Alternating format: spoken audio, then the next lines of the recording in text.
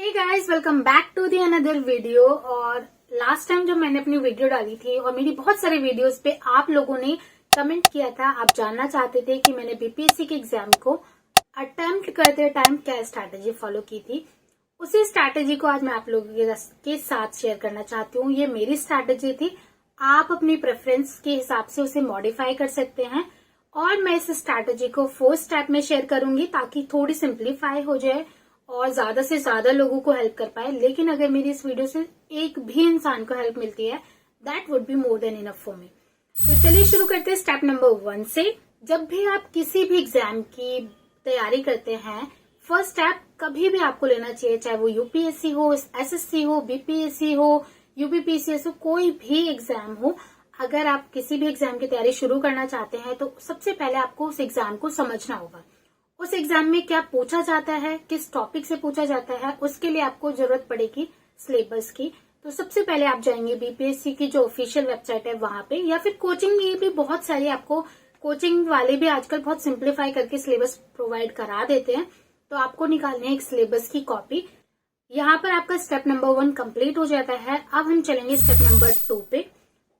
जब आपने अपना सिलेबस निकाल लिया, उसके बाद आपको क्या करना है, आपके हिस्ट्री से किस तरीके के क्वेश्चन पूछे जा रहे हैं। तो मैंने एक ही प्रीवियस ईयर क्वेश्चन पेपर की एक बुक ले ली थी पूरी। आप कोई भी ले सकते हैं, कोई भी, ऐसा नहीं है, मैं इसको प्रमोट नहीं कर रही हूँ।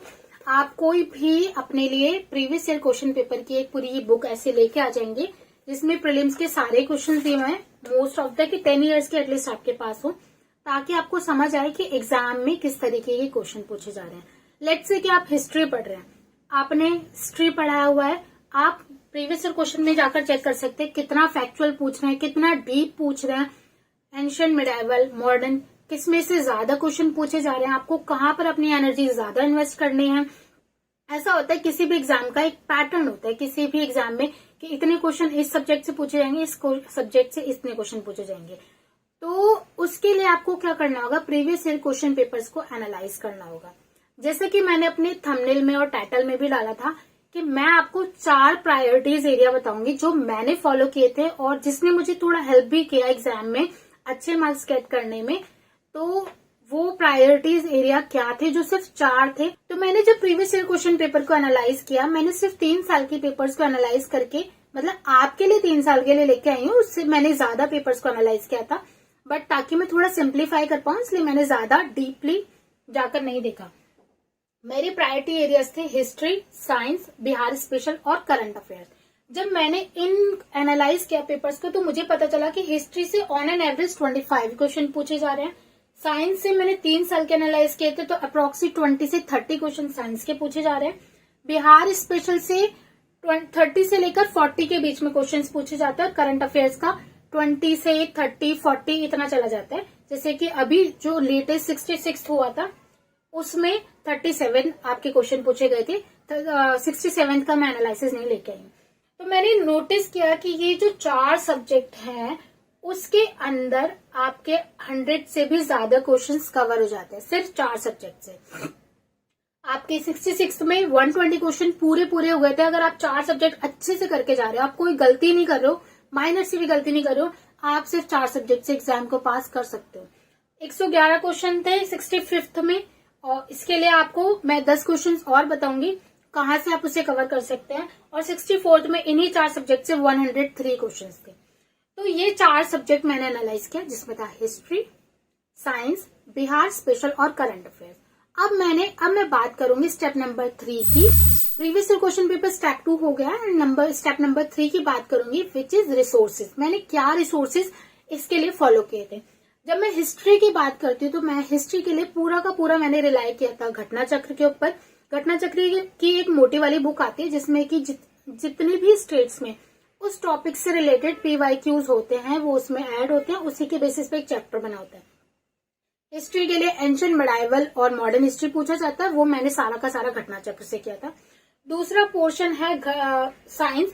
साइंस के लिए भी मैंने रिलाई किया था घटना चक्र पे। आप उसे बहुत अच्छे से कर लेंगे तो आपके 30 में से 25-26 क्वेश्चन बहुत आराम से बन जाएंगे अगर आप कोई गलती नहीं करते हो तो।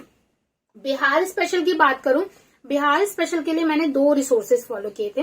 एक तो चैनल है यूट्यूब पे फ्री ऑफ कॉस्ट पढ़ाते हैं एडुटेरिया वाले, उन्होंने ज्योग्राफी पढ़ाई थी, मैंने उनकी ज्योग्राफी के लेक्चर्स लिए थे बहुत कम टाइम में। मतलब अगर आप एक दिन में बैठ जाते हो ना 3 घंटे 4 घंटे, तो आपका बिहार का ज्योग्राफी वहां से पूरा कवर हो जाएगा। और वो जो क्लास में पढ़ाते हैं वो इतना अच्छा पढ़ाते हैं कि आपको, अगर आपने वो लेक्चर 3 बार देख लिया ना, तो आपके दिमाग में बिहार की पूरी छवि बन जाएगी। तो बिहार की जो ज्योग्राफी के लिए मैंने एडिटोरियल लिया था, और IS कॉरिडोर करके एक नया इनका कोर्स ज्वाइन किया था। बिहार का हिस्ट्री हो गया, पॉलिटी हो गया, और उसके अलावा जो बिहार के करंट अफेयर्स थे वो मैंने यहाँ से कवर किए थे। और इतने में बिहार स्पेशल आपका कवर हो जाता है, जिसमें सेंसस होता है बिहार का, पॉलिटी, इकोनॉमिक्स, हिस्ट्री और करंट अफेयर्स। अब हम बात करेंगे करंट अफेयर्स की।